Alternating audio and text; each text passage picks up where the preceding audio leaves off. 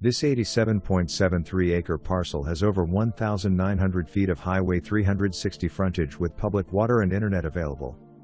An abundance of nice hardwood timber throughout. Abundance of wildlife with deer tracks throughout the cleared path. Beautiful views of the national forest. Possible views of Tellico Lake with some clearing toward top of property. Public boat ramp nearby. Great fishing on Tellico Lake and Citico Creek. 15-minute drive to Tellico River Cherokee National Forest, 25-minute drive to Cherohala Skyway. Property taxes to be determined as the property across Highway 360 recently sold and was taxed with this parcel.